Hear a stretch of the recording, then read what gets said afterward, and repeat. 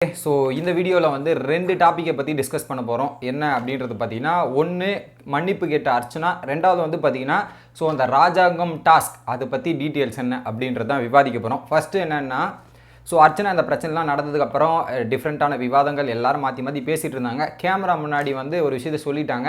So ஒன்று என்னென்னா, விஷ்ணுக்கிட்டையும் மன்னிப்பு கேட்டேன். பட் கேமரா முன்னாடி வந்து நான் இந்த மாதிரி டிஸ்ரெஸ்பெக்ட்ஃபுல்லாக பேசினது தப்பு. நானும் அந்த வீடியோவில் சொல்லிட்டு இருந்தேன். நானே அதை சொல்லிவிட்டு நான் பண்ணது மிக மிக தப்பு. அதுக்கு நான் மன்னிப்பு கேட்டுக்கிறேன். ஸோ விஷ்ணுக்கிட்டையும் நான் போய் கேட்டேன், உங்ககிட்டையும் நான் மன்னிப்பு கேட்டுக்கிறேன் அப்படின்ற மாதிரி மக்கள்கிட்ட மன்னிப்பு கேட்குற மாதிரி கேமரா முன்னாடி மன்னிப்பு கேட்டாங்க.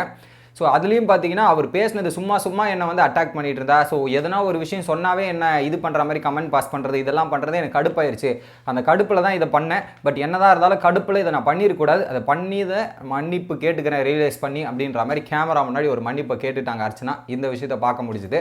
அடுத்ததாக என்ன அப்படின்றது பார்த்தீங்கன்னா, ராஜாங்கம் டாஸ்க் போயிட்டு ரவீனா வந்து கன்ஃபெஷன் ரூமில் அந்த டாஸ்க் வந்து படிக்கிறாங்க. பட் இந்த டாஸ்க் கொஞ்சம் இன்ட்ரெஸ்டிங்காகவும் பயங்கரமாகவும் இருக்க போகுது அப்படின்ற மாதிரி எனக்கு தெரிஞ்சுது.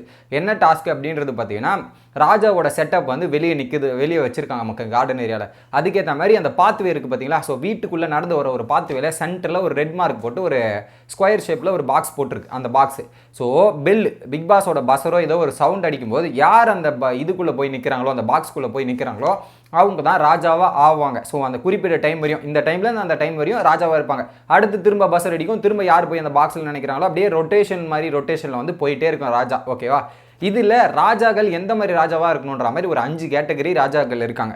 ஃபஸ்ட்டு சர்வாதிகாரினா யாருக்குமே பாரபட்சம் பார்க்காம தண்டனைகள் கொடுப்பவர், எல்லாத்தையும் வச்சு செய்கிறது. இதுதான்ப்பா நமக்கு சான்ஸு, கரெக்டாக அந்த கேட்டகரியை சூஸ் பண்ணி பயங்கரமாக பண்ணலாம், சம்பவம் பண்ணலாம் அப்படின்ற மாதிரி இறங்கி செய்கிற மாதிரி நிக்சனுக்கு அமைஞ்சிருக்கு. அது கிளியராக தெரிஞ்சிச்சு.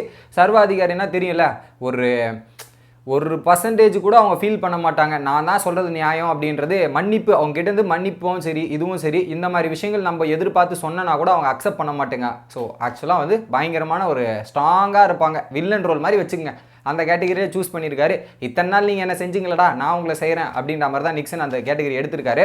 பட் அவர் அந்த ரோல் மட்டும் எடுத்ததாமல் அவர் கூட இருக்கவங்களுக்கு சில பேர் கேட்டுக்கலாம். ராணி, மகாராணி, ராஜமாதா, அப்புறம் சேவகர், புலவர், இந்த மாதிரி கேட்டகரியை ஒரு 5 பேரை செலக்ட் பண்ணிக்கலாம். ஸோ ராஜா ஒருத்தர் அவர் ஒரு 4 பேரை செலக்ட் பண்ணி வேலை வாங்கலாம், இதெல்லாம் பண்ணலாம். ஓகேவா? இது ஒரு பக்கம். அடுத்ததாக 2வது கேட்டகரி என்னென்னா, மக்குச்சுட்டி ராஜா. அவருக்கு வந்து எது சொன்னாலுமே புரியாது, தப்பாகவே புரிஞ்சுப்பார் எல்லாத்தையுமே. ஸோ சாப்பாடுனா மட்டும் போய் சாப்பிடுவார், சாப்பாடுனா மட்டும் ஓடி போய் சாப்பிடுவாரே தவிர எதுவுமே புரியாத ஒரு டம்மி பீஸான ஒரு ராஜா. அவர் இஷ்டத்துக்கு தான் பண்ணுவார், எல்லாமே புரியாத மாதிரியே அவர் சுற்றிட்டு இருப்பார். இது 2வது கேட்டகரி.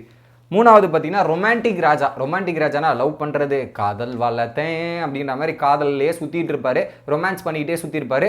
அது உங்களுக்கு தெரியும் ரொமான்டிக் ராஜா யார் சூஸ் பண்ணுறாங்க அப்படின்றது. 4வதாக பார்த்தீங்கன்னா பார்ஷியாலிட்டி ராஜானா ஒரு டீமுக்கு சரியாகவும் இன்னொரு டீமுக்கு தப்பாகவும் அப்படின்ற மாதிரி இருக்கிறது. ஸோ இந்த வீட்டிலே நிறைய இடத்துல பார்ஷியாலிட்டி இருக்குது. ஸோ அந்த கேட்டகரி யார் சூஸ் பண்ணி இதை பண்ணுறது அதை பண்ணுறது அப்படின்ற மாதிரி பார்ஷியாலிட்டி எடுப்பாங்களான்னு தெரியல. ஸோ எல்லாரும் போய் ஒரே கேரக்டராகவும் எடுக்க முடியுமான்னு கேட்டிங்கன்னா, அதை டிசைட் பண்ணுறவங்க அவங்க டிசைட் பண்ணிக்கணும். நான் போய் இந்த ராஜாவாக இருக்க போகிறேன்றது ஒவ்வொரு கேரக்டரும் டிசைன் பண்ணுறது தான் இருக்குது. ஓகேங்களா? ஸோ அந்த வகையில் பார்த்தீங்கன்னா இந்த 5 கேட்டகரி இருக்குது. லாஸ்ட்டாக வந்து பார்த்தீங்கன்னா 25ஆம் புலிகேசி ராஜா, காமெடி பண்ணிக்கிட்டு ஃபன் பண்ணிக்கிட்டு சுற்றுற ராஜா.